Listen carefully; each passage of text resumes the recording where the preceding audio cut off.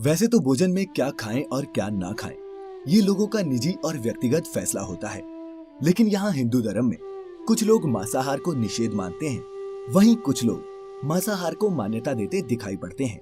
आज भी हमें कई जगह देखने को मिलता है कि एक और मांसाहार ग्रहण करने वाले शाकाहारियों को घास फूस खाने वाला बताते हैं, तो वहीं दूसरी ओर शाकाहारी लोग मांसाहार खाने वालों को जानवरों पर अत्याचार करने वाला मानते हैं। लेकिन मित्रों, किसी भी बात को आंखें बंद कर मान लेना बुद्धिमान लोगों के लक्षण बिल्कुल नहीं है।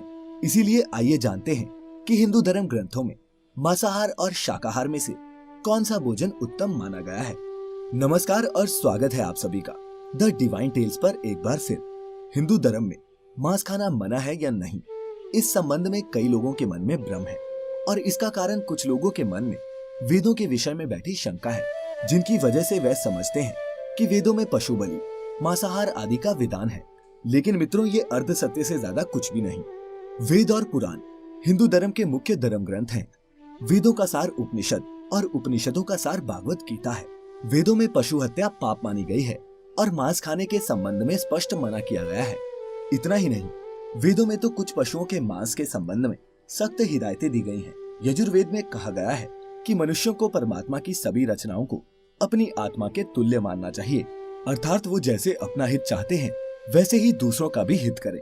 वहीं अथर्व वेद में कहा गया है कि हे मनुष्यों, तुम चावल, दाल, गेहूं आदि खाद्य पदार्थ आहार के रूप में ग्रहण करो, यही तुम्हारे लिए सबसे उत्तम और रमणीय भोजन पदार्थ है। तुम कभी भी किसी भी नर या मादा से हिंसा मत करो। वहीं ऋग्वेद में बताया गया है कि गाय जगत की माता है और उनकी रक्षा में ही समाज की उन्नति है।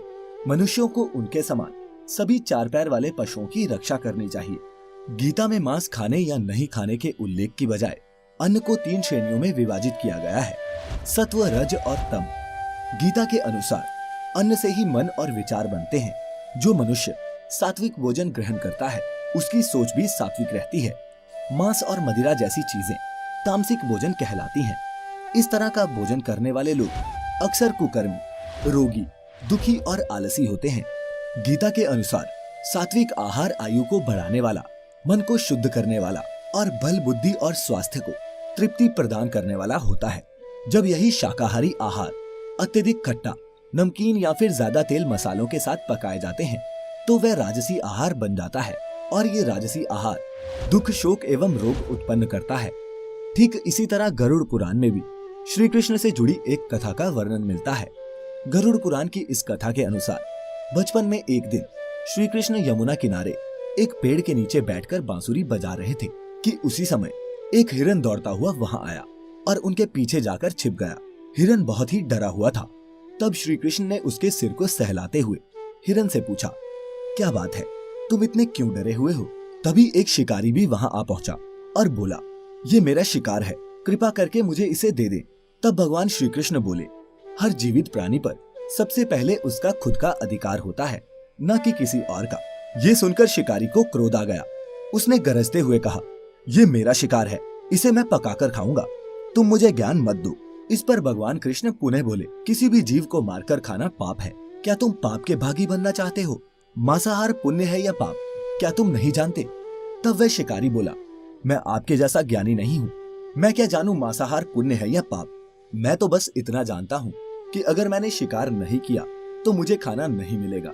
मैं इस हिरन को जीव बंधन से मुक्त कर पुण्य ही तो कमा रहा हूँ, फिर क्यों आप मुझे इस पुण्य को कमाने से मना कर रहे हैं?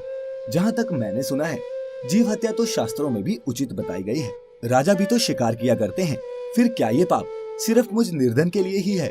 ऐसे तमाम तर्क देते हुए शिकारी ने फिर श्री कृष्ण से पूछा, अब आप ही बताइए, मांसाहार पुण्य है या पाप? शिकारी के मुख से ऐसी बातें सुनकर भगवान श्री कृष्ण समझ गए कि इसकी बुद्धि मांस खाने के कारण तामसिक हो गई है और उसने सोचने और समझने की बुद्धि भी खो दी है।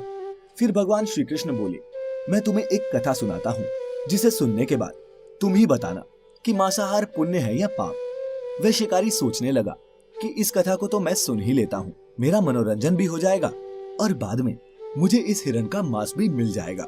फिर श्री कृष्ण ने अपनी कथा आरंभ की। एक बार मगध में अकाल की वजह से अन्न का उत्पादन कम हो गया। राजा को चिंता सताने लगी कि यदि इस समस्या का शीघ्र ही निदान नहीं किया गया तो संरक्षित अनाज कोष भी खत्म हो जाएगा। इसके बाद संकट और भी भीषण हो जाएगा।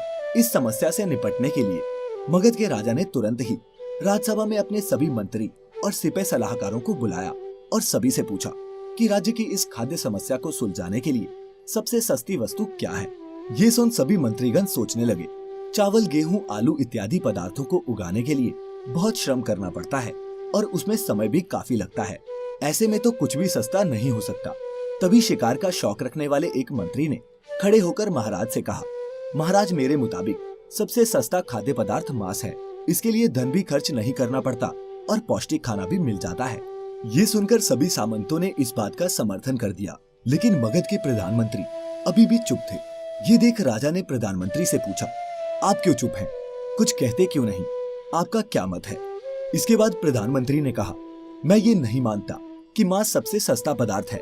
फिर भी इस विषय पर मैं अपने विचार आपके सामने कल रखूंगा।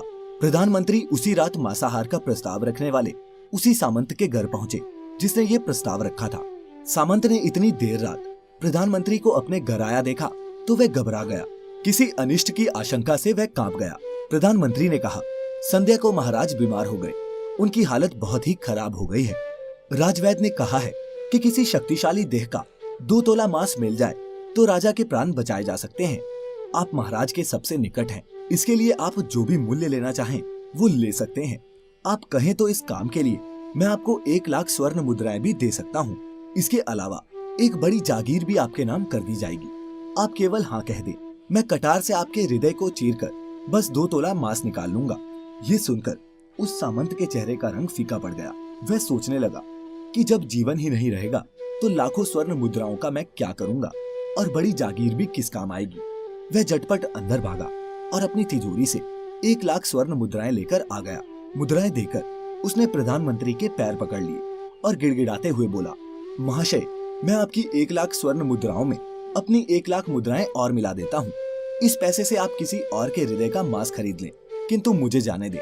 मेरी आपसे विनती है कि ये बात किसी और को पता ना चले। उसके बाद प्रधानमंत्री ने आगे कहा, सामंत जी, आप शरीर से बलिष्ठ हैं, आपकी कदकाठी भी महाराज से मिलती है, इसीलिए राजवैद्य ने खास तौर पर आप ही का नाम लिया है। आपके दान से हमारे अच्छे राजा की जिंदगी बच सकती है। यदि आप मान ले तो मैं आपको प्रधानमंत्री का पद देने के लिए भी तैयार हूँ और खुद आपका कर्मचारी बनकर रहूंगा। खुद को फंसता हुआ देख सामंत ने अंग वस्त्र और जूते पहन लिए।